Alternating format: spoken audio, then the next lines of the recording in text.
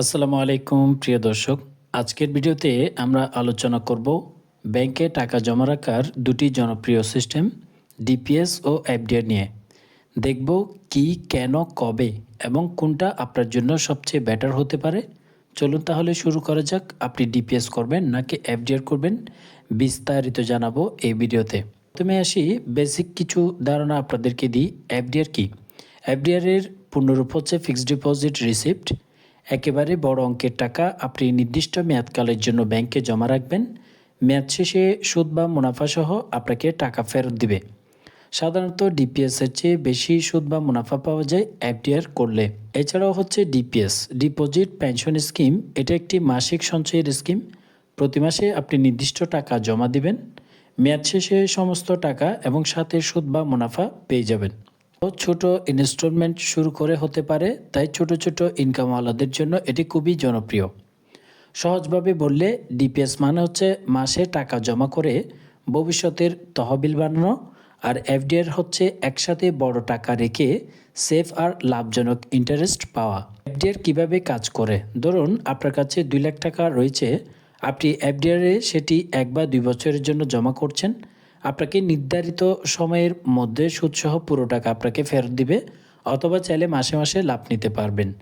Bank কখনোই এই টাকার লেনদেন বা খরচ করতে দেয় না যতক্ষণ না মেয়াদ শেষ হবে।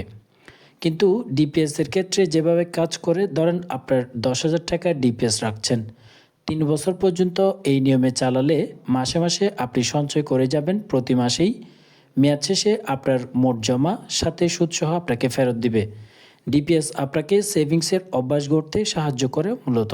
সাধারণভাবে এফডিআরতে সুদের হার ডিপিএস এর তুলনায় কিছুটা বেশি হয়ে থাকে।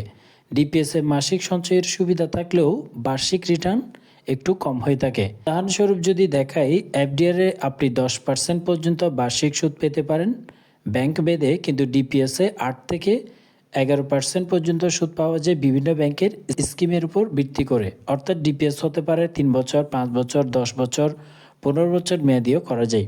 কিন্তু মনে রাখবেন, কিভাবে লাভ বাড়বে সেটা নির্ভর করে আপনার মেয়াদ, টাকার পরিমাণ আর ব্যাংকের ইন্টারেস্টের রেটের উপর। এখন আসি এই দুটার মধ্যে কোনটা আসলে সবচেয়ে বেশি নিরাপদ। এফডিআর ও ডিপিএস দুটাই মূল লক্ষ্য হচ্ছে নিরাপদ সঞ্চয়। ব্যাংক সঠিকভাবে সম্মানিত হলে টাকা ফেরত পাওয়া ঝুঁকি খুবই কম। বাংলাদেশ ব্যাংকের ডিপোজিট ইন্স্যুরেন্স সিস্টেম পর্যন্ত কিছু ক্ষেত্রে নিরাপত্তা রয়েছে। যে টাকা রাখছেন তাদের credit rating, resolution, financial system এবং বর্তমান আর্থিক পরিস্থিতি স্ট্যাটাস দেখে তারপরেই আপনি ডিপিএস করবেন নাকি এফডিআর করবেন। এখন আসি তাহলে এফডিআর এর সুবিধা। সাধারণত বেশি ইন্টারেস্ট রেট, একবারে বড় অঙ্কের টাকা রাখার সুযোগ রয়েছে, মেয়াদ শেষে নিশ্চিন্তে আপনি লাভ পাবেন।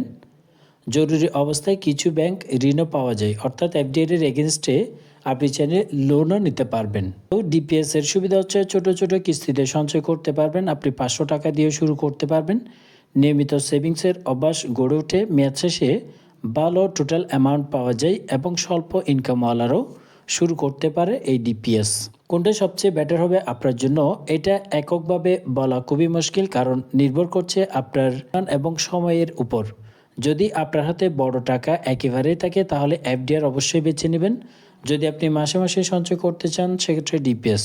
যদি আপনি স্টুডেন্ট, সেলার বা চাকরিজীবী হন তাহলে ডিপিএস আপনার জন্য ভালো হ্যাবিট হতে পারে। আর যদি আপনার ইনভেস্টমেন্ট লং টার্ম বা ভালো রিটার্ন চান, তাহলে আপনার যদি ক্যাশ টাকা থাকে তাহলে আপনি অবশ্যই এফডিআর হতে পারে আপনার জন্য বেটার সলিউশন।